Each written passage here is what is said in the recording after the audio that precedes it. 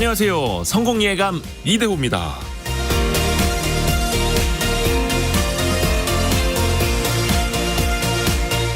오르막길은 어렵고 내리막길이 쉽다는 것임은 누구나 알 수 있습니다. 우리가 달성하고자 하는 것, 얻고자 하는 것, 벌어들이고 싶은 것, 그 모두 현재의 나보다 더 위에 있다는 사실도 그렇죠. 그걸 누리려면 어떻게 해서든 그 오르막을 올라야죠. 하지만 그게 어렵다고 뒤로 도는 순간 나에게 그 길은 내리막으로 변합니다. 삶의 에너지를 강조하는 존 고든 작가는 이런 말을 합니다. 인생에서 가치 있는 것, 당신이 소망하고 이루고 싶은 것, 당신이 누리고자 하는 것은 모두 오르막이다.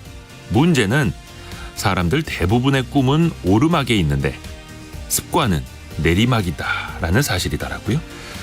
조정민 목사도 이렇게 말합니다. 계속 실패하는 것은 오르막길이 있는 까닭이고 더 이상 실패하지 않는 것은 내리막길에 접어들었기 때문이라고요. 소망하는 것, 누리고 싶은 것, 얻고 싶은 것, 달성하고 싶은 목표를 향해 걷고 계신가요? 그 오르막길을 걷고 있는 여러분을 성공예감 이대호가 오늘도 응원합니다.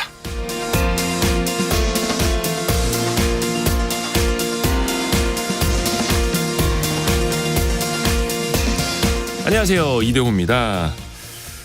하루하루 힘들다면, 무엇을 향해서 어렵게 걸어가고 있다면 거기가 오르막이고요. 그 오르막 위에 뭔가가 있을 겁니다. 경제상식 퀴즈도 여기서 비슷한데, 제가 아까 말씀드린 게 오르막에서 뒤로 돌면 내리막이 된다고 하지 않았습니까? 자, 이게 힌트가 될 수도 있을 것 같습니다. 정부가 최근에 내놓은 그 내년도 예산안을 보면요, 이 기업을 위해서 1,000억 원을 투입한다고 합니다. 투자 금액의 최대 50%까지 지원하는 등 과감한 인센티브를 주겠다라는 건데요. 취득세, 재산세를 깎아주거나 시행 중인 소득세, 법인세 감면 혜택을 더 연장해주는 시기입니다. 그런데 어떤 기업에게 이런 혜택을 주느냐? 기업이 다시 돌아온다면, 해외에 나갔던 기업이 돌아온다면 이 돌아오는 기업에게 이런 혜택을 계속해서 주겠다라는 건데요. 외국에다가 공장을 차렸다가 다시 국내로 복귀하는 이들 기업을 뭐라고 부를까요? 뭐 어려운 말로는 뭐 리쇼어링이라고도 하는데 그런 거는 아니고요. 우리가 운전할 때 좌회전, 우회전이 있다면 더 크게 돌아서 와야 되는 걸 뜻합니다. 네. 강영현 기자 이제 알았다는 듯이 그러니까요. 짧은 문자 50원, 긴 문자 100원이 드는 샵 9730으로 참여해 주시면 되고요. KBS 콩으로 올려주셔도 좋습니다. 추첨을 통해서 항상 여러분께 선물을 열심히 보내드리고 있습니다. 유튜브를 통해서도 저희 스튜디오 함께 하실 수 있고요. 성공예감 이대호입니다. 자주 검색하시면 성공이 가까워집니다.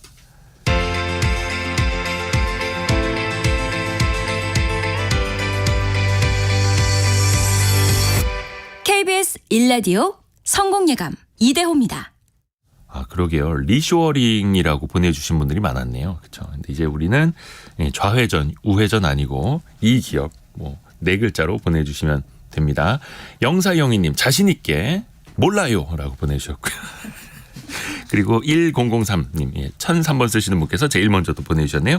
오늘의 경제뉴스 동아일보 백상경 기자, 한국경제신문의 강영현 기자입니다. 안녕하세요. 안녕하세요. 안녕하세요. 자, 백상경 기자가 준비한 소식부터 먼저 들어볼까요? 네, 올해 2분기 우리 경제가 0.6% 성장하는 데 그쳤다는 소식인데요. 2분기 연속으로 2개 분기 연속으로 성장은 했지만 수입보다 수출이 더 많이 줄어들면서 흑자가 나는 불황형 흑자에 기댄 결과라서 앞으로의 전망이 좀 어두운 상황입니다. 다음은 중소기업중앙회가 환율과 관련해서 좀 재미있는 설문조사 결과를 발표했어요. 그래서 국내 수출 기업들이 영업 목표를 달성하기 위해서 가장 적절하다고 보는 원달러 환율이 얼마인가? 여기가 1262원인 것으로 조사가 됐습니다. 우리 성장 이야기, 환율 이야기 잠시 후에 들어보겠고요. 강영현 기자 아이템은요? 네, 재택근무 끝나고 이제 마스크 벗고 출근하기 시작하셨는데요. 네. 세계적으로 립스틱 수요가 증가하고 있다고 합니다. 특히 한국 제품의 판매량이 급증했다고 하는데요. K뷰티 인기 이야기를 좀 해보겠습니다. 두 번째로는 내년부터 만 0세 영아가 있는 가구에 월 100만 원, 그리고 만 1세 유아가 있는 가구에 월 50만 원씩 부모 급여가 지급되거든요. 이 얘기도 잠시 후에 해보겠습니다. 네. 자, 백상경 기자 아이템. 우리나라 2분기 성장률 지난번에 속보치 한번 나왔고 잠정치까지 나왔죠? 네, 한번 정리해 맞습니다. 주시겠어요? 네, 그 한국은행이 어제 잠정치 발표를 했는데요. 2023년 2분기 국민소득 잠정치가 실질 국내 총생산, 그러니까 실질 GDP가 1분기 대비해서 0.6% 성장했다고 발표를 했습니다. 이게 지난 7월에 속보치 발표했을 때랑 같은 결과고요. 전년 동기, 그러니까 지난해 2분기와 비교해서는 0.9%가 성장을 한 것이고요. 지난 1분기에 0.3% 성장을 했는데 이게 지금 올해 들어서 2분기 연속 상장을 하고 있는 겁니다. 지난해 4분기에 우리가 보면 마이너스 0.3% 역성장을 하면서 전체 성장률을 좀 깎아먹은 면이 있었는데요. 올해 들어서 일단 역성장은 피하고 있다고 보시면 됩니다. 근데 문제는 이게 불황형 흑자도 걱정이 되는 대목 아닙니까? 네, 서두에도 말씀을 드렸는데요.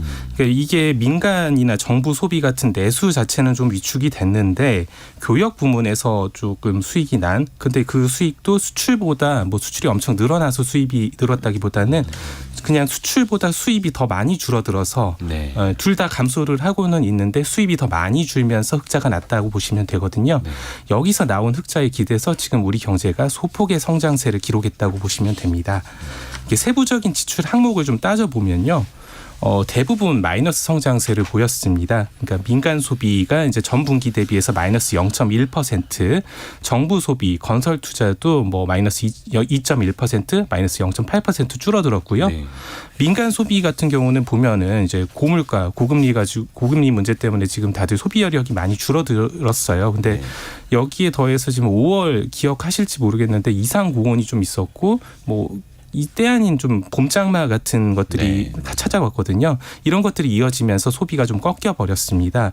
1분기에만 해도 이게 민간 소비가 0.6% 성장을 하면서 전체 성장세를 좀 주도를 해주는 네. 면이 있었는데 2분기에는 이게 마이너스로 돌아선 거예요. 이제 코로나 보복 소비가 좀 감소했다고 볼 수도 있는 거고요.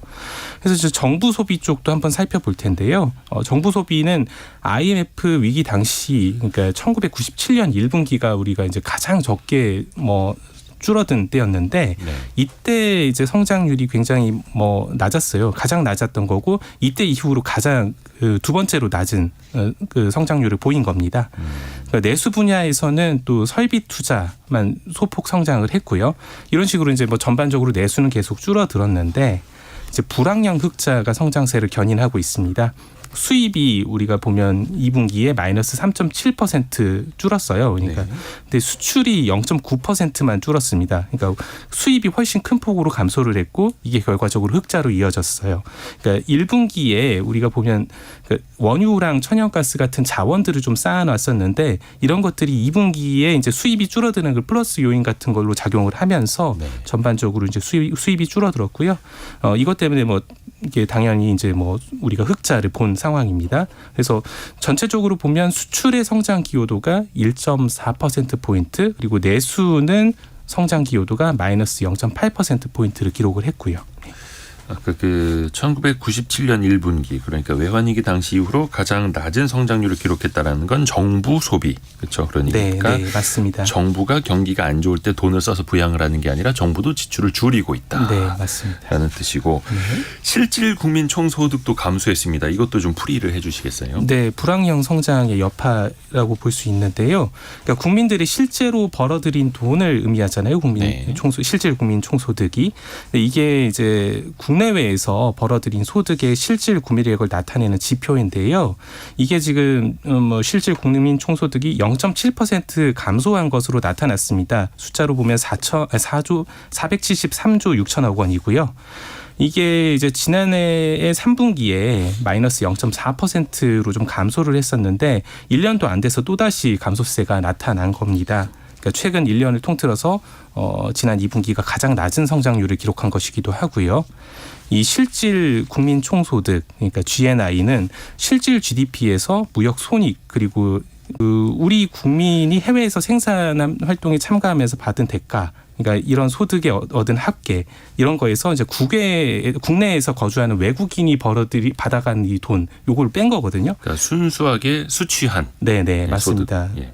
그래서 뭐 결과적으로 쉽게 설명을 해보면은, 그러니까 우리 국민만 따져서 정확하게 얼마를 벌었느냐, 요걸 좀 따져보기 위해서 적용하는 어떤 보정치라고 보시면 될 것 같아요. 네. 그래서 이게 이제 2분기에 10조 3천억 원으로 전분기에는 이게 14조 9천억 원이었는데 이것보다 한 4조 정도 줄었거든요. 4조 6천억 정도. 그래서 이게 줄어들면서 전반적으로 마이너스 요소가 됐고요. 그러니까 말씀드린 것처럼 실질 무역 손실도 반영을 좀 해봐야 되는데 이 실질 무역 손실이 34조 원이나 반영이 되면서 마이너스 성장세에 좀 일조를 했습니다. 그러면 이런 걸 다 포함을 해서 네. 벌써 이제 9월입니다. 올해 연간으로는 어떻게 될까요? 성장률. 네, 그 한은 그리고 정부가 사실은 이제 올해 보면 상저하고를 보일 것이다. 그러니까 상반기에 조금 안 좋아도 하반기에는 반등을 하면서 연간 성장률이 한 1.4% 정도는 찍을 것이다라고 기대를 했습니다. 네. 그리고 이제 어제 이제 잠정치가 나왔지만 한은은 여전히 향후 성장률이 좀 완만하게 개선될 거라고 보고 있어요. 그러니까 소비자 심리 지수가 좀 상승 추세를 따고 있고 그리고 완만하게 이제 소비 회복이 기대가 된다고 판단을 하고 있습니다. 여기에다 이제 수출 부문에서 우리 반도체 좀 살아날 수 있고 그리고 대중국 수출 쪽에서도 이제 그동안 수출이 줄어들었던 게 완화가 되면은 성장세가 점차 개선이 될 것이라고 내다보고 있습니다. 하지만 이게 중국 경제가 지금 생각보다는 좀 더디게 회복을 하고 있고 네. 미국 연준에서도 좀 추가 긴축 같은 우려들이 있거든요. 이런 하방 압력 요인들이 좀 상존하고 있어서 지금은 좀 불확실성이 크다라고 봐야 될 것 같습니다. 실제로 전문가들도 한은에서 좀 낙관적으로 전망하는 것들에 대해서 약간은 좀 부정적인 견해들을 의견 내놓고 있거든요. 네. 당장 지금 중국의 경기 부진 길어지고 있고 무역이 조금 계속 어려울 수 있다. 여기에 이제 정부가 또 아까 말씀드렸던 것처럼 정부 지출을 좀 통해서 기여할 수 있는 부분이 있는데 사실은 이제 정부가 추경에도 선을 긋고 있거든요. 지난주에도 좀 전달을 드렸지만은 그렇죠. 세수 펑크 문제 때문에 세수 부족 문제가 좀 심각하죠. 그래서 지출을 늘릴 여력이 좀 있느냐, 크지 않아 보인다. 이런 분석들이 나옵니다. 그래서 결국은 1.4% 성장률 좀 달성이 좀 어렵지 않겠냐 이런 지적들이 나오고 있는 거고요. 결국은 하반기에는 이제 수출 주력 품목인 반도체 수출이 얼마나 좀 회복을 할지 이런 것들 좀 살펴봐야 될 것 같습니다. 3% 성장도 아니고 2% 성장도 아니고 네. 1.4% 가지고 이걸 달성하느냐 안 하느냐 이 이야기를 하고 네. 있다라는 게 참 이게 참 슬픕니다. 자, 강영현 기자에게 갑니다. 립스틱 소비가 많이 늘었다. 요즘에 립스틱이라는 표현도 잘 안 쓰지 않나요? 그렇죠? 네. 립스틱 말고 워낙 다양한 립 제품이 나와서 그러는 건데 여기서 네. 말씀드리는 거는 이제 립스틱으로 대표되지만 립 제품 전반에 대한 이야기예요. 그러니까 입술에 바르는 대부분의 네. 것들. 코로나 때 사실 마스크 하고 있으면 제일 안 하는 화장이 립스틱이잖아요. 그렇죠. 근데 이제 묻고 막 지워지고 하니까. 그렇죠. 그래서 보이지도 않고 일단 해도 그래서 잘 안 하는데 재택근무 끝나고 이제 마스크 벗으면서 전 세계적으로 이제 립스틱 수요가 급증하고 있다고 합니다. 네. 이제 그런 가운데 저희한테 되게 좋은 소식은 특히 한국 제품들이 인기가 많다고 해요. 그러니까 워낙 색상도 다양하고 품질이 좋아서라고 하는데 관세청에 따르면 올해 들어서 7월까지 립스틱을 포함해서 이제 입술 화장품 수출액이 지난해 같은 기간보다 60% 정도 늘어난 약 2억 달러를 기록했다고 합니다. 역대 최대 실적이고요. 수출량으로 따졌을 때 1억 2천만 개분이 판매가 됐는데 이게 지난 한 해 전체 수출량의 85%에 해당을 한다고 합니다. 제품 유형별로는 립스틱이 2,300만 개, 그리고 그 외에 틴트, 립밤, 립글로즈 이런 게 9,900만 개 정도 팔렸다고 합니다. 이게 그래서 가까운 일본이나 중국에만 국한된 이야기가 아니고요. 그러니까 국내 화장품이 북미 그리고 화장품의 원조라고 할 수 있는 유럽에서도 큰 인기를 끌면서 전 세계적으로 관심을 얻고 있는데 이유는 값이 상대적으로 저렴한데 제품력은 뛰어나기 때문이라고 합니다. 한마디로 가성비가 좋은 건데요. 여기에 이제 K-팝을 활용해서 K-팝을 비롯해서 이제 한류 인기가 굉장히 높고 또 유튜브나 SNS를 활용해서 온라인 마케팅을 많이 하다 보니까 과거에 비해서 K-뷰티의 위상과 인지도가 한층 올라갔다 이렇게 이야기하고 있습니다. 그래서 국가별 수출액으로 봤을 때 미국이 가장 높아요. 40%에 달하고요. 그 네. 뒤로 일본, 중국, 베트남 그리고 프랑스 순이라고 합니다. 사실 우리나라 몇 년 전까지만 하더라도 기초 화장품은 유명했는데 색조 화장품은 좀 맞아요. 유럽 제품에 비해서 약하다 이런 평가 있었는데 색조 쪽에서도 이제는 잘하고 있는 것 같습니다. 올해 들어서 이런 그 수출 잘 나가는 화장품 회사들 주가가 2배, 3배 오른 것들이 엄청 굉장히 오르죠. 많습니다. 올해 들어서만. 실적들로 그게 나타나고 있잖아요. 네, 일단 국내 최대 화장품 기업이죠. 아모레퍼시픽. 지난해 하반기부터 립밤의 성장세가 두드러지고 있습니다. 주요 립밤 제품들이 북미 매출이 전년 대비해서 195% 증가했다고 합니다. 그리고 대기업에 국한된 게 아니고요. 롬앤, 클리오, 라카, 티르티르, 조선미녀 이런 국내의 중견, 중소 화장품 업체들의 브랜드도 해외에서 인기를 끌고 있다고 합니다. 그리고 또 한국이 되게 잘하는 것 중에 하나가 제조업체들이잖아요. 네. 화장품 제조업체. 국내 대표적인 화장품 OEM, ODM 업체인 한국콜마 그리고 코스메스가 올해 2분기에 매출 영업이익이 동반 성장해서 양사 모두 분기 최고 실적을 기록했습니다. 그래서 코스메스 같은 경우에는 올해 1월부터 7월까지 립스틱 제품군 매출이 전년 동기에서 67%나 올랐다고 합니다. 또 이게 중국 기업들이 자체 브랜드를 통해서 많이 성장을 하고 있는데 그 제조는 또 한국에 있는 OEM, ODM 맞아요. 기업들에게 맡기는 것도 좀 있다고 합니다. 자, 그런데 조금 걱정할 거는 없겠습니까? 마냥 좋은 소식만 있는 건 아닐 텐데요. 네, 그러니까 이 립스틱이 많이 팔리는 거에 대해서 조금 우려도 나오는데, 그러니까 네. 립스틱 효과라는 말이 있잖아요. 사실 그게 경기가 안 좋다, 어렵다 이렇게 할 때 이제 립스틱 같은 저가 화장품이 오히려 잘 팔리는 현상을 말하는 건데, 이게 그러니까 불황에 이제 지갑이 얇아지다 보니까 소비자들이 적은 가격으로 싼 값에 기분을 낼 수 있는 제품을 더 많이 찾는다는 건데요. 네. 그래서 이 말이 나온 게 1930년대 미국 대공황 때 립스틱 같은 거 잘 팔려서 등장한 용어거든요. 그렇다 보니까 이제 마스크를 벗은 효과도 있지만 전 세계적으로 불황 때문에 립스틱이 잘 팔리는 것이다라는 분석도 나오고 있어서요. 지금 경기가 안 좋다는 뜻이니까 꼭 좋게만은 해석하기 어렵다라는 얘기도 나옵니다. 불황일 때 립스틱이 잘 팔린다. 네. 이번에 또 한 번 느끼는 것 같습니다. 자, 백상경 기자. 환율 이야기인데 그냥 환율이 마냥 높으면 수출하는 기업들한테 다 좋을까 어떨까. 근데 또 수입도 맞습니다. 일부분 또 해야 되니까. 네. 중소기업인들이 가장 선호하는 환율이 얼마인지 어떤 의미인지 좀 알려주세요.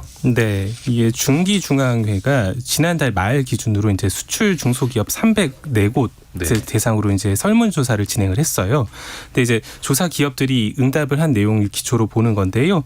이 적정한 $1 환율, 그러니까 1,262원이라고 답을 했습니다. 1,262원이면 우리가 장사를 네. 가장 잘할 것 같다. 네, 우리가 수출하기에도 괜찮고 이익도 좀 괜찮을 것 같고 뭐 좋을 것 같다라는 건데요.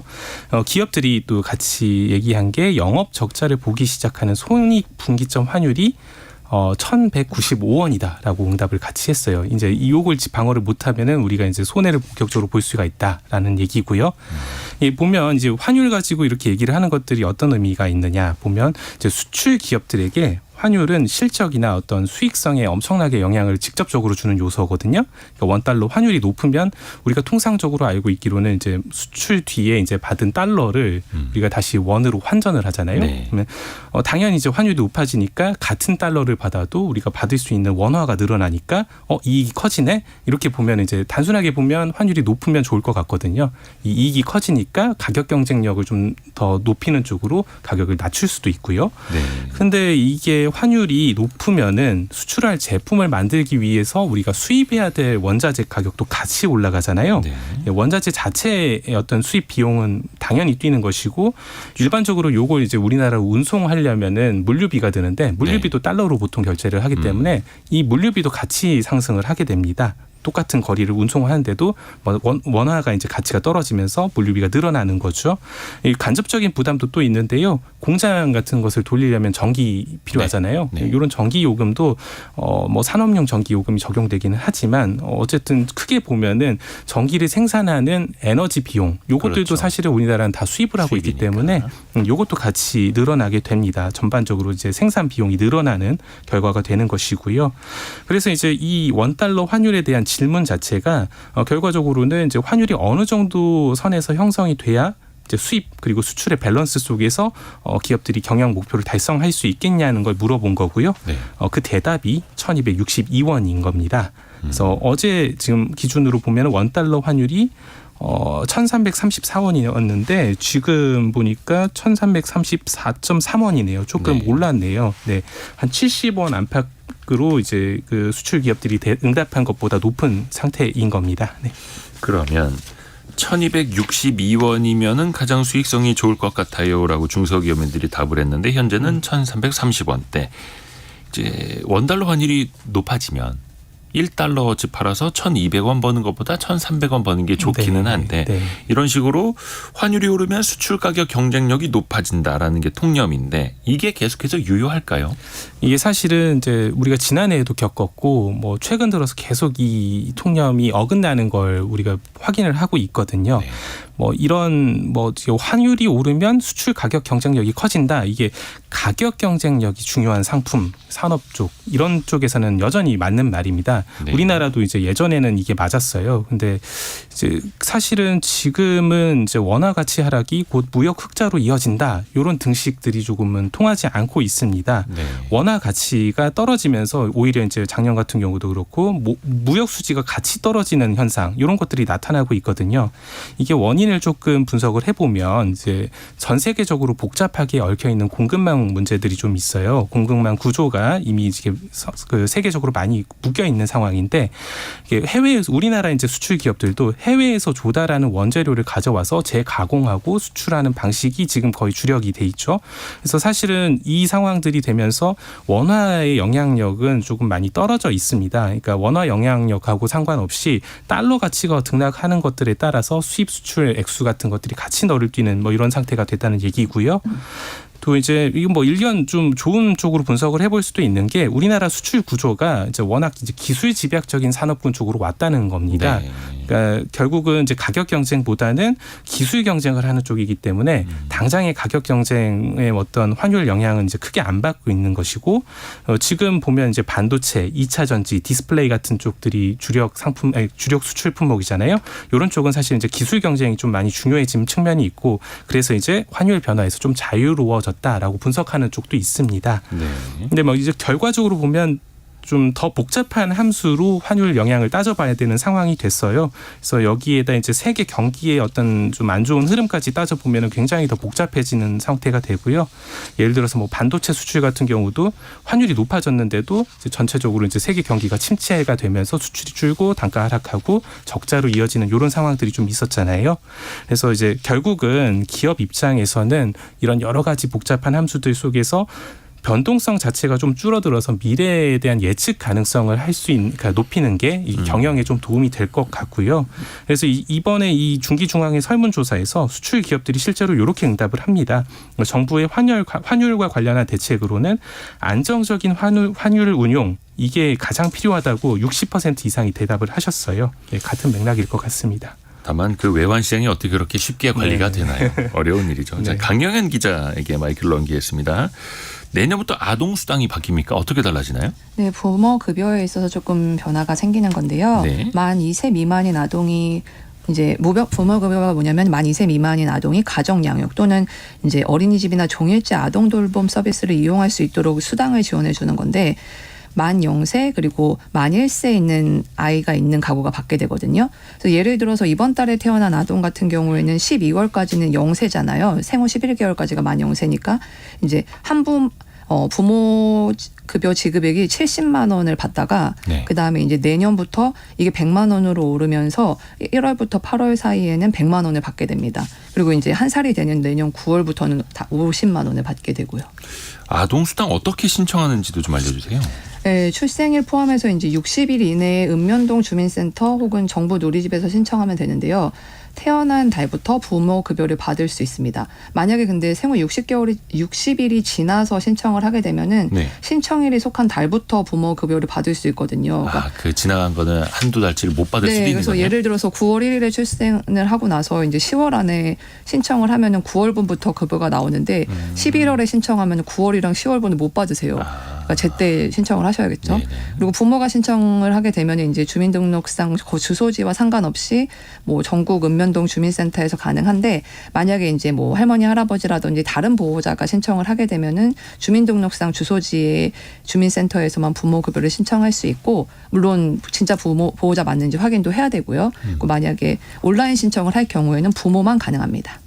그리고 짧게 만약에 어린이집에 보내는 경우에는 그러면 어떻게 되는지 차익이 좀 생길 거 아닙니까? 받을 수 있습니다. 네. 결론부터 말씀드리면 부모급여는 이제 현금이나 이용권으로 받을 수 있는데 어린이집에 보내면 이제 이용권 금액이 부모급여보다 낮잖아요. 네. 그럼 그 차익을 받으실 수 있습니다. 좋습니다. 요거는 백상경 기자도 받을 수 있을 것 같고요. 네. 이제 막 돌이 돼가지고. 동아일보 백상경 기자 그리고 한국경제신문 강영현 기자 함께했습니다. 고맙습니다. 감사합니다.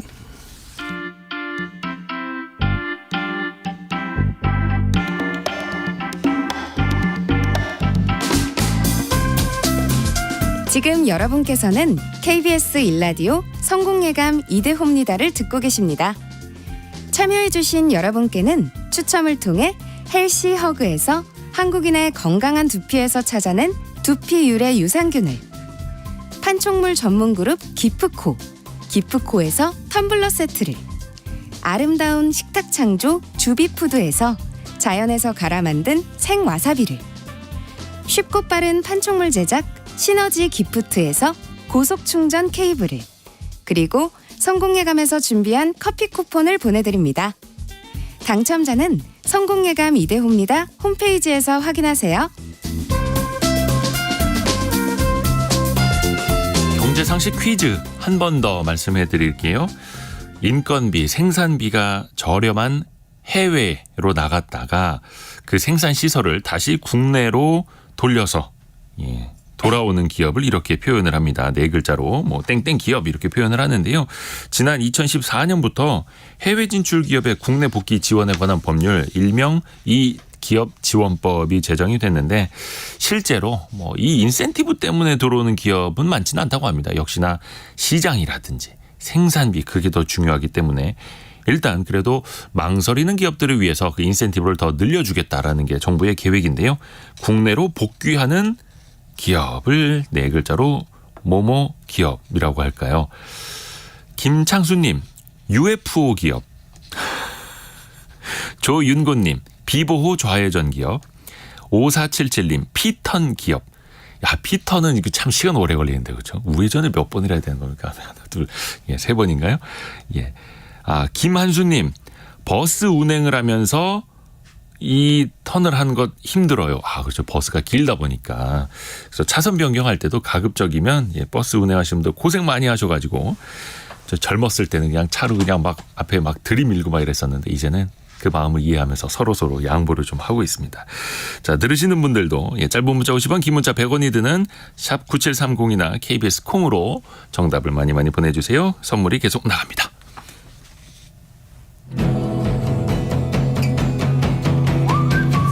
오늘의 움직임에 주목하고 세상의 흐름을 놓치지 않습니다. 여러분의 내일을 응원하며 성공의 열쇠를 함께 찾아갑니다. 성공예감 이대호입니다. 저도 몰랐었는데 이 코너 이름이 정해졌군요. 역발상 경제라고. 자, 우리가 의도하지 않았던 전혀 생각하지 못했던 곳에서 성공이 생겨날 수 있습니다. 예감하지 못했는데 성공이 되는 성공예감. 네, 오늘 서울벤처대학원 대학 전호겸 교수와 함께합니다. 안녕하세요. 예, 안녕하세요. 역발상 경제 전호겸입니다. 네, 본인이 지으신 것 같은데 코너 이름? 맞습니다. 어떻게 하셨어요? 아니, 게스트 본인이 자기 코너 이름을 말하는 경우는 거의 없거든요. 네, 그렇죠. 역시 전호겸 교수님. 사실 이번 시간에는 예. 실패에서 예기치 못한 성공이 나왔던 사례 얘기해 그렇죠. 주신다고 들었거든요. 특히 실수 위주로 할 얘기. 실수. 예. 근데 우리나라에서는 상대적으로 실수나 실패에 대해서 좀 너그럽지 못한 환경 아닐까요? 그렇죠. 사실 우리나라가 약간 특유의 위험 기피 문화가 있고요. 위험 기피. 예. 그리고 특히나 수능형 모범생. 그러니까 사실 대기업도 그렇고 어떤 큰 조직에서는 말 잘 듣는 사람을 굉장히 중요시 여겨가지고 시킨 대로 잘하는. 그렇죠. 우리 항상 어렸을 때부터 집에 학교 갈 때는 어머니께서 학교 가서 선생님 말씀 잘 듣고 친구들하고 잘 지내고 항상 이게 기본 룰이잖아요. 가서 그렇죠. 상사 말 잘 듣고 그러니까 항상 뭔가 잘 듣고 잘하고 이런 거거든요. 그리고 또 실패하면 좀 일어서기 힘든 이런 문화가 있는 거죠. 그리고 한마디로 말해서 약간 튀면 안 된다. 그래서 우리나라 속담에 보면은 모난 돌이 정 맞는단 말도 있잖아요. 네. 심지어 최근에 보면 이제 특배사 자료에 보면 우리나라 패션 관련 배달 제품의 색깔을 봤더니 무채색이 62%였대요. 그러니까 이만큼 이거에 대해서 어떤 언론사는 이 타이틀을 한국에서 튀지 않는 걸 선호하는 문화가 반영된 것이라고 이렇게 썼더라고요. 그리고 아까 말한 것처럼 우리 특유의 그 기피 문화 같은 경우에는 이런 거죠. 그러니까 현대경제연구원의 창업 관련 국민의식 조사에 따르면요. 네. 우리나라는 한 번 실패하면 재기가 어려운 사회다라고 공감했는데 몇 프로가 공감했는지 아세요? 얼마나요? 70.9%요. 그러니까 사실상 10명 중에 7명 이상은 우리나라는 한 번 실패하면 다시 못 일어선다 이렇게 생각하는 거죠. 근데 심지어 본인이 창업을 하겠다 생각하는 사람들한테 물어봤거든요. 네네. 근데 그분들 역시 66.5% 거의 비슷하죠. 그러니까 창업을 하려는 사람들조차도 이게 창업하면서 한 번 실패하면 되게 어렵다고 생각하는 거죠. 우리나라만 그런 걸 수도 있는데 해외 사례는 어때요? 해외에서는? 해외 같은 경우에는 조금 더 나은데요. 이제 실리콘밸리에서 이제 성공한 CEO들 관련돼 가지고 창업 횟수를 찾아봤더니 2.6회였대요. 그럼 결과적으로 한 두세 번은 이제 실패해야지 성공한다는 방증이잖아요. 네. 그리고 또 어떻게 보면 사회적으로 최소한 3번 정도는 기회를 준다고 볼 수 있는 거죠. 그리고 핀란드 같은 경우에는 이제 핀란드 헬싱키에서는 매년 10월 13일 날 실패 날이라는 행사를 개최하고 네. 온 국민들이 굉장히 관심이 많고요. 그리고 미국 같은 경우에는 이제 스타트업 실패 사례를 모아서 실패 페스티벌도 열고 실패 페스티벌. 예. 와, 실패 축제. 그렇죠. 그리고 스웨덴이나 미국 같은 경우에는 기업 및 여러 실패를 모아놓은 실패 박물관도 있고요. 그래서 우리나라도 2018년도에 세계 최초로 실패 박람회라는 걸 열어가지고 이제 실패가 나중에 도전으로 승화되도록 한번 유도한 적도 있었죠. 자, 이러면 구체적으로 한번 들어가서 볼게요. 우리 일상에서 실수가 뭔가 발명이 된 어떤 걸 좀 찾아볼 수 있을까요? 굉장히 많은데 우리가 쓰는 것 중에서 이제 모 3M에서 1970년대에 있었던 일인데 여기서 이제 초강력 접착제를 막 만들려고 예. 열심히 이것저것 막 섞고 있었는데 어떤 연구원분이 실수로 특적 화학 반응물을 너무 많이 넣은 거예요. 네. 그래가지고 이게 접착이 안 되고 약간 애매하게 붙었다 떨어진 접착제가 된 거예요. 네네네. 이거를 가지고 결국엔 포스트잇을 만들었거든요. 아하. 그러니까 사실 이 실수가 없었다면 이제 포스트잇이 나오지 못했겠죠. 또 그리고 한 예를 들어가지고 오늘 뭐 타고 오셨어요? 차 타고 왔죠. 자동차. 네. 그 자동차 우리 영화 같은 거 보면 자동차 앞 유리 잘 안 깨지잖아요. 아무리 예. 쳐도 이 저 사고 날 때 맞습니다. 위험하니까. 근데 원래 이 자동차 유리도 툭 치면 보통 유리창처럼 짜릉 쨍그릉 이렇게 깨지면서 하는 거였거든요. 그래서 이것 때문에 예전에는 사고로 다치는 것보다 네. 좀 부딪혀서 유리가 펑 깨져가지고 이거 유리 때문에 다치는 경우가 더 많았대요. 그래서 이것 때문에 프랑스의 에두아르 베네딕투스는 이런 사고를 예방하기 위해서 안전 유리를 개발하려고 했대요. 안전 유리. 그러니까 네. 잘 깨지지 않는 유리죠. 네. 그래서 15년 정도 계속 했는데 해도 안 되는 거예요. 그래서 너무 이제 실망한 나머지 어느 날 문을 열어놓고서 밖에 잠깐 나갔다 왔더니 웬 고양이가 들어와가지고 얘도 실수로 온 동네를 다 그 연구소를 휘집어가지고 그 안에 있는 그 유리관이나 이런 걸 다 깬 거예요. 네. 그런데 그 중에 한 유리관만 안 깨져 있더라고요. 그래서 이 유리관이 왜 안 깨졌지 봤더니 또 이분도 실수를 한 게 몇 년 전에 셀룰로이드를 발라놓고 그냥 놔뒀던 유리관인데 이것만 안 깨진 거예요. 아하. 그래서 이 유리관을 보고 셀룰로이드를 발라가지고 말리면은 유리가 잘 깨지지 않는구나. 이걸 확인하고 나서 이 안전 유리를 만든 거죠. 그렇게 해서 지금 자동차 안전 유리가 그렇죠. 탄생을 한 거네요. 의약품도 예기치 못한 실수로 발명된 케이스가 있다고요. 그렇죠. 이게 가장 유명한 사례긴 한데요. 이제 페니실린 사례인데요. 페니실린. 예. 그 영국의 미생물학자인 플레밍이 이제 보통 아이들의 흔히 나타나는 부스럼의 원인이 포도상구균이거든요. 그 포도상구균 부스럼의 맞습니다. 원인. 맞습니다. 포도상구균을 배양하려고 그 배양기를 하고 배양기를 닫아야 되는데 안 닫아놓고 나갔다가 휴가를 갔다 오셨는지 밖에 갔다 오셨는지 이야기는 많은데 하여튼 결론적으로 실수를 안 닫아놓고 왔더니 신기하게 푸른색 곰팡이 포자가 거기 와서 앉아있더래요. 네. 그래서 이게 나중에 붙어가지고 있었는데 이 배양기에서만 희한하게 이 세균들이 죽어있더래요. 이거를 보고 우연히 이게 이 푸른 곰팡이가 세균을 죽인다는 사실을 알고 이걸 가지고 최초의 항생제이다 현재 의학의 발전에 가장 큰 기여를 한 페니실린이 나온 거죠. 아하. 청바지의 역사도 이게 어떻게 보면 실수에서 시작됐다라고요? 맞습니다. 청바지 같은 경우에는 이게 굉장히 재밌는데 우리가 이제 보통 19세기, 20세기 초에 영화 보면 서부 네. 영화 보면은 골드러시라고 해가지고 예. 막 그 서부에 사람들 많이 와가지고 금광캐로 금강캐로 막 달려가는 사람들. 다니잖아요. 이제 그건데 워낙 그때 미국 서부에 사람들이 많이 오니까 네. 이 잘 데가 없잖아요. 네. 그러면 보통 천막을 치고 자니까 이 천막 수요가 엄청 많은 거예요. 그래서 어떤 천막 업자한테 천막업자가 이 제조업자한테 이제 제조업자한테 한 대형 천막을 한 10만 개 정도 가지고 와라. 그래서 이 사람이 아직 대박이 났구나. 내가 드디어 큰 기회가 왔다 생각해서 한 3개월 정도 사람들 엄청 고용해가지고 네. 10만 개의 천막을 만들었어요. 그래가지고 3개월이 지난 다음에 납품을 했는데 거절당했죠. 왜 거절당한지 아세요? 왜요? 이제 원래 이분은 오더를 내릴 때 녹색을 만들어 오라고 그랬는데 청색 천막을 만들어 온 거예요. 아. 색깔이 다르니까 그러니까 이게 너무 황당한 실수잖아요, 사실. 네네네네. 그래가지고 이분이 생각했을 때 이 10만 개도 넘는 파란색 천막을 어디다 쓰지 고민하고 있었는데 네. 그때 막상 이 탄광에서 일을 하다 보면 돌이나 이런 데 워낙 긁히잖아요. 예, 바지가 예. 걸핏하면 찢어지니까 그럼 이 천막을 가지고 한번 바지를 만들어 볼까? 이 생각으로 시작해서 만든 게 지금 우리가 입고 있는 청바지인 거죠. 그 대표적인 청바지 브랜드가 그렇게 시작이 그쵸. 됐다라는 것도 좀 의도치 않게. 그렇죠. 근데 그때 만약에 초록색 천막으로 제대로 준비를 해 갔었으면 그렇죠. 아마 그 청바지의 발전이 훨씬 더 늦어졌을 수도 맞습니다. 있고. 우리가 먹는 음식에도 알게 모르게 실수가 숨어 있다고요? 많죠. 예를 들어 우리가 많이 먹는 콜라 같은 경우에는 네. 그 전에 미국의 약재사인 존 펜퍼튼이 이제 남북 전쟁이 끝나고 나서 사람들이 자양 강정제를 많이 찾으니까 예. 자양 강정제를 만들려고 코카나무 잎과 콜라나무 추출물하고 알코올 이런 걸 막 섞어가지고 자양 강정제를 만든 거예요. 그게 뭐 나무 열매 같은 거라 그쵸. 하더라고요.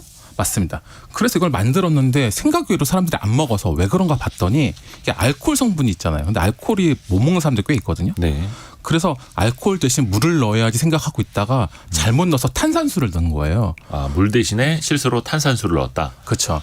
그러니까 탄산수를 넣었더니 막상 먹어봤더니 맛이 환상적이었던 거죠. 그래서 오늘날의 콜라가 뜬금없이 탄생이 된 거죠.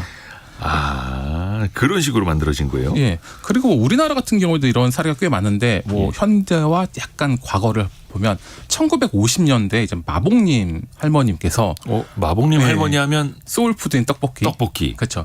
이 떡볶이 관련돼 가지고 사례인데요. 그 50년대 이제 먹을 게 없는데 이제 손님이 오셔가지고 같이 중국집에 가셨대요. 그래서 짜장면 시켜 먹다가 본인이 이제 그 중국집 갈 때 음식을 적게 먹으려고 아마 가래떡을 들고 가셨나 봐요.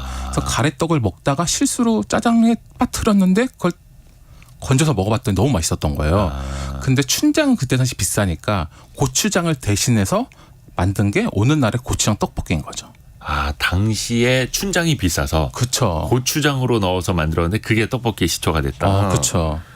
그런 일이 있었고요. 또 최근 사례인데 사실 네. 저는 이 사례 보고 예. 이게 진짜일까 싶었는데 한번 찾아봤더니 진짜더라고요. 네. 그 실수가 전혀 없을 것 같은 이제 백종원 씨의 예. 이미지가 전혀 실수가 없을 것 같잖아요. 항상 누군가의 이 서포트를 해주시면서 항상 좋은 말씀을 많이 해주시니까. 근데 이분도 이 실수 덕에 성공하신 거더라고요. 그러니까 이분이 여러 사업을 하시다 이제 고깃집을 시작할 때 고기 슬라이서를 이제 사러 갔는데 고기를 얇게 써는 기계. 예. 맞습니다. 이걸 썰어 갔더니 잘못 사가지고 햄 슬라이서를 산 거예요. 그런데 아시다시피 우리가 딱딱한 것 같은 경우에는 약하면은 이게 겉면만 싹싹 이렇게 잘려나가잖아요. 네네. 대패처럼. 네. 그래서 처음 해봤더니 대패처럼 이 삼겹살이 어른 삼겹살이 나와가지고 이거를 이거 어떡하지 하다가 이걸 그럼 대패 삼겹살 한번 팔아볼까 해서 그 얇은 삼겹살을 판 게 지금 그 초히트작인 대패 삼겹살이 된 거죠. 그러니까 어떻게 보면 차돌박이처럼 얇게 썰린 그렇죠. 얼음 삼겹살. 그러면서 대패 삼겹살이 만들어졌다. 재밌네요. 이 실수 덕분에 우리가 그렇죠. 떡볶이, 대패 삼겹살, 콜라도 맛보게 된 거고요. 근데 이게 또 우리가 인식적으로 이 실수를 어떻게 생각해야 되는지 좀 인식, 생각, 사고의 전환도 좀 필요할 것 같아요. 맞습니다. 예를 들어가지고 미 스탠퍼드 대학에서 조사를 했더니 성공한 기업가 1000명을 분석하고 설문조사를 했더니 그중에서 본인이 노력하고 계획해서 성공했다는 사람은 25%밖에 없었대요. 계획대로 된 거는 25%밖에 안 된다. 그 75%는 내가 어떻게 하다 보니까 운이 좋아서 아니 계획한 건 아니었는데 그냥 돼서 성공했다고 답변을 하고 조사가 됐대요. 그래서 우리가 지금까지 이야기한 것처럼 우연한 기회에는 사실상 실수가 한몫을 했을 거라고요. 그러니까 우리가 보통 이제 실패와 혼동을 하는데 사실 실수는 그 과정이거든요. 실패는 결과고요. 그럼 우리가 모두 실수를 통해서 반면교사 실패를 그렇죠. 미리 방지하는 효과가 있거든요. 근데 자꾸 실수와 실패를 혼동해가지고 실수를 할 때마다 너무 의기소침한다거나 이거 실패한 거 아니야 이렇게 생각하면 안 되는 거죠. 네. 그래서 오늘 전호겸 교수님도 말씀하시면서 여러 차례 실수를 하셨지만 청취자 여러분도 그걸 이제 역발상으로 맞습니다. 더 편안하게 들어주셨을 거라 생각이 듭니다. 그래서 계획대로 성공한 사람은 25%밖에 되지 않는다. 그렇죠. 서울벤처대학원 대학 전호겸 교수와 함께했습니다. 다음 시간도 기대할게요. 고맙습니다. 감사합니다. 감사합니다. 라디오 정보센터 들렀다 오죠. 윤석열 대통령은 오늘 인도네시아 자카르타에서 한아세안, 아세안 한중일 정상회의를 연이어 갔습니다. 여성 생산 가능 인구의 고용률이 처음으로 60%대에 진입했고 성별에 관계없이 육아휴직을 사용하는 근로자의 수가 대폭 늘어났는데 특히 남성의 육아휴직 사용이 크게 증가했다고 여성가족부가 밝혔습니다. 지난달 택시요금이 외환위기 이후 가장 큰 폭으로 상승한 것으로 나타났습니다. 시내 시외버스 요금도 큰 폭으로 오르면서 전체 공공서비스 물가를 끌어올리는 모습입니다. 통계청에 따르면 지난달 택시료 지수는 1년 전보다 19.1% 상승했습니다.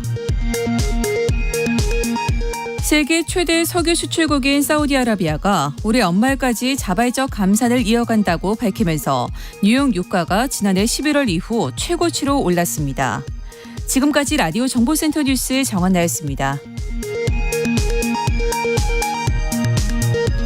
조성빈 님이 쫄면도 냉면 면을 만들려다가 잘못 만든 면이 쫄면이라고 들었습니다. 라고 이야기해 주셨고요. 0436님. 실수가 기회가 됐네요. 역시 남의 실수 얘기 듣는 게 재밌습니다. 라고 보내주셨고요. 자, 이번에는 젊은 세대, Z세대의 삶을 알아보는 시간이죠. 트렌드 팔로우 시간인데요. Z세대는 누구보다 나 자신을 중요하게 생각을 한다고 합니다. 그러면서 나를 알기 위한 서비스에 또 지출도 아끼지 않는다고 하는데요. 오늘 대학내일 20대 연구소 김주희 연구원과 함께 이 부분 살펴보겠습니다. 처음 뵙겠습니다. 안녕하세요. 안녕하세요. Z세대를 대학내일에서는 셀프 분석 세대로 본다고요? 이게 어떤 의미예요? 네. 셀프 분석 세대란 자기 자신을 나노 단위로 분석하면서 더욱 선명한 정체성을 만들어 나가는 지세대를 일컫는 말인데요. 네. 증명사진 하나를 찍어도 예전에는 똑같은 사진관 배경에서 똑같은 포즈로 사진을 찍었었잖아요. 그런데 요즘은 본인에게 어울리는 콘셉트의 프로필 사진이나 개인 화보를 찍으면서 개성을 표현하기도 하고요. 주기적으로 MBTI 같은 성격 유형 검사를 하면서 스스로에게 캐릭터성을 부여합니다. 실제로 저희가 대학생 자문단에게 물어보니 전체의 절반 이상이 나에 대해 더 자세히 알기 위해 유료 서비스를 이용해 본 적이 있다고 답했습니다. 지세대는 나를 깊게 이해하고자 하는 욕구가 강한 세대인데요. 각종 셀프 분석 서비스를 통해 나를 분석하고 다른 사람과 구분되는 개성을 발견하고 싶어 하죠. 대학내일에서는 이런 특성을 가진 지세대를 셀프 분석 세대라고 정의해봤습니다. 역시 젊은 세대는 G세대라고 하네요. 저희는 우리 좀 어르신들 못 알아들으실까봐 Z세대라고 하는데. Z세대. 뭐 다 좋습니다. 셀프 분석 세대라고 이 젊은 친구들이 이제 본다라는 건데 왜 이런 세대가 탄생하게 됐는지도 이야기 들어볼까요? 네. 무엇보다 저희가 생각하기로는 코로나 이후로 나에게 투자하려는 심리가 생겼다는 점이 가장 큰 이유인 것 같습니다. 네. 코로나 시기 집에 머무는 기간이 길어지면서 자기 자신에게 과감히 투자하는 사람들이 많아졌는데요. 최소 30-40만 원이 넘어가는 바디 프로필도 이때 유행하기 시작했었고요. 나는 어떤 특징이 있는 사람인지, 내 내면은 어떤 상태인지, 어떤 방향으로 나아가야 하는지를 알기 위해 기꺼이 지갑을 여는 겁니다. 또 나를 드러낼 수 있는 이미지가 뭔지 퍼스널 컬러 검사나 성격 검사를 받으면서 본인의 이미지를 개성 있게 만들어내고 싶어하는 퍼스널 브랜딩이 이들 사이 유행인 것도 한몫하는 것으로 보여집니다.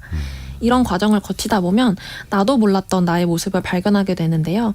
이렇게 스스로를 해석하고 알아가는 것이 이들 사이 하나의 놀이문화처럼 퍼지게 된 겁니다. 아하, 스스로를 분석하고 제대로 알기 위해서 돈을 쓴다. 어느 정도나 지출할까요, 그럼? 앞서 저희 대학생 자문단 절반 이상이 셀프 분석 서비스에 비용을 지불한 적이 있었다고 말씀드렸는데요. 이들에게 얼마까지 투자할 수 있냐고 물었더니 5만 원 이상 10만 원 미만까지 투자할 수 있다고 밝힌 비율이 30%로 가장 높았습니다. 그러니까 하나의 서비스에 대해서. 네, 맞습니다. 4만 원 이상 5만 원 미만이 18%로 뒤를 이었고요. 그런데 중요한 것은 이들 지세대 중 85% 이상이 셀프 분석 서비스를 위해 비용을 지불할 의사가 있다고 밝힌 것입니다. 셀프 분석 서비스. 그러면 이게 뭐지? 셀프 분석을 뭐 어떻게 한다는 거야? 궁금해 하시는 분들 계실 것 같은데요. 어떤 서비스를 말하는 거야? 네, 지세대는 이 MBTI 검사를 넘어서 선천적인 기질에 대해서 알 수 있는 검사인 TCI 검사, 학습 과정에서 나타나는 성격이나 심리적 특성을 알 수 있는 UNI 학습 검사 등을 통해 스스로를 파악하기도 하고요. 이들 모두 꽤나 값이 나가는 유료 검사인데요. 이런 검사를 여러 개 해보면서 검사 간 교집합을 비교해보고 스스로의 강점과 보완점을 더 구체적으로 파악합니다. 이런 트렌드를 반영해서 이색적인 오프라인 체험 공간도 뜨고 있는데요. 네. 친구나 가족, 연인과 함께 방문해서 뭐 상대방을 상징하는 단어 찾기, 취향 밸런스 게임 같은 걸 해보고 이게 끝나면 서로의 관계를 분석한 결과지를 받아보는 것도 있다고 합니다. 아하. MBTI. 근데 거기서 더 나가서 TCI라는 네. 검사. 저는 오늘 처음 들어봤는데 조금 더 디테일하게 나를 알아가려고 한다라는 맞습니다. 것도 이게 Z세대의 모습이고 이창영님 Z세대라고 말하는 게 언어 전달면에서 좋습니다. 마징가 G보다는 마징가 Z지요. 알겠습니다. Z세대라고 말씀드리겠습니다. 김지희 연구는 마징가 Z 혹시 아세요? 알긴 압니다. 알긴 본 알아요? 적은 없습니다. 저기 태권 부위가 변신하면 마징가 Z 되잖아요. 아, 여기서 그러면 네 그렇습니다. 진짜 젊은 세대들은 그렇게 믿겠네. 이거 큰일 났네. 네, 다른 캐릭터입니다. 그렇습니까? 예, 다른 놈. 오늘 귀갓길에 꼭 한번 찾아볼게요. 네. 근데 우리 어르신들도 어디 가서 점 보는 거, 네, 사주 보는 거 여기까지는 많이 해보셨을 거예요. 또 맞습니다. 한 30, 40대도 타로 카드점 많이 봤거든요. 근데 이걸 Z세대는 좀 다르게 해서 그래요? 맞습니다. 사주나 운세 같은 경우는 말씀하신 것처럼 청취자분들도 굉장히 많이 해보셨을 것 같은데요. 저희 대학내일 20대 연구소가 조사한 결과에 따르면 점이나 운세를 소비하는 이유에도 세대별 차이가 있었습니다. 기성세대의 경우에는 현재의 고민과 문제, 즉 현실적인 이유로 운세를 본다고 답한 비율이 높았는데요. 반면 Z세대의 경우에는 나의 성격이나 성향을 파악하기 위해 운세를 보는 경향이 강했습니다. 태어난 연도와 월, 시간으로 추측되는 성격, 진로, 인간관계에 대한 설명을 듣는 것을 타인이 해주는 나에 대한 캐릭터 해석으로 여기는 겁니다. 또 재밌는 건 타인에게 사주나 운세에 대해 듣는 걸 넘어서 셀프 분석을 위해 비용을 지불하고 직접 사주를 공부하는 Z세대도 늘어나고 있다는 점인데요.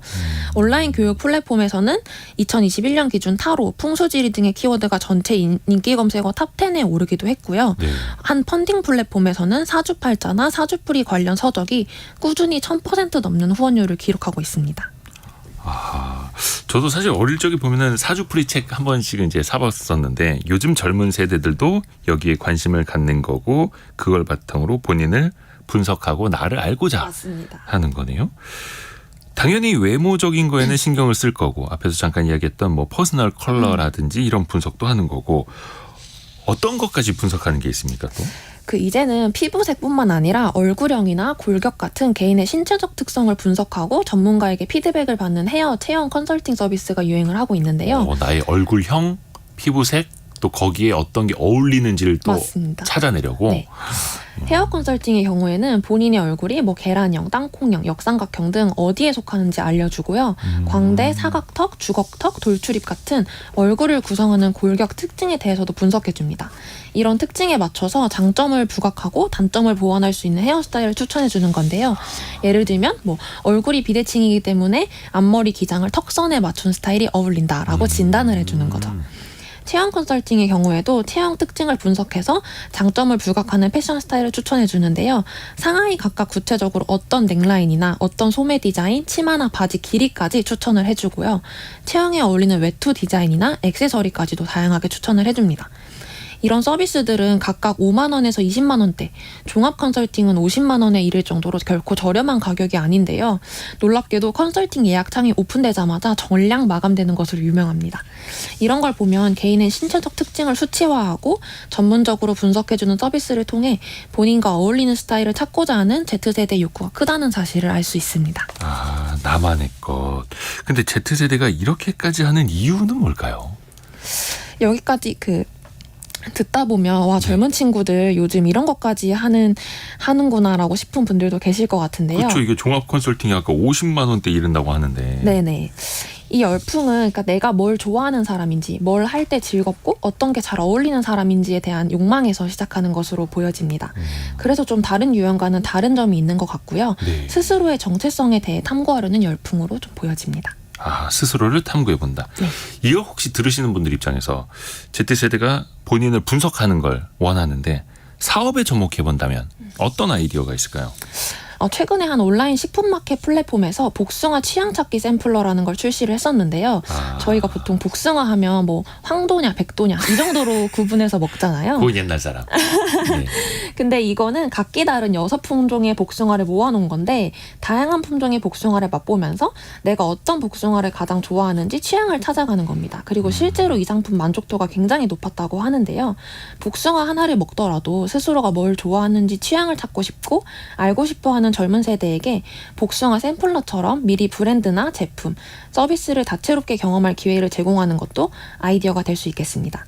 무작정 구매했다가 실망한 고객이 다시 우리 브랜드를 찾지 않는 것보다 취향에 맞는 제품을 찾을 수 있도록 좀 기회를 제공하고 돕는 것이 장기적인 고객 관계와 확보에 유리할 것으로 보여집니다. 그러니까 과일 가게에서 과일을 팔 때도 이렇게 써놓는 거죠. 다양한 이쪽은 걸. 딱복, 저쪽은 물복. 맞습니다. 물러한 거 좋아하시는 분들은 이런 거 사가세요. 딱딱한 거 좋아하는 분들은 이런 거 사. 이렇게 재미있게도 할 수 있는 그리고 거고. 또 한번 먹어보게 시식도 권유할 수 있는 거고 다양한 경험을 제공하는 것이 굉장히 중요할 것 같습니다. 아이스크림도 민초, 반민초 이런 것들이 있듯이 맞습니다. 이게 또 산업이 되고 또 돈이 될 수 있겠네요. 대학내일 20대 연구소 김주희 연구원 함께했습니다. 고맙습니다. 고맙습니다. 감사합니다.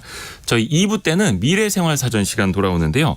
아니 왜 성공한 사업가들 보면 그 좋은 대학교를 중퇴한 사람들이 많습니다. 그 공통점하고 그 의미를 같이 2부 때 재미있게 이야기 들어보겠습니다. 어디 가지 마시고요. 뉴스 듣고 10시 5분에 다시 뵙죠.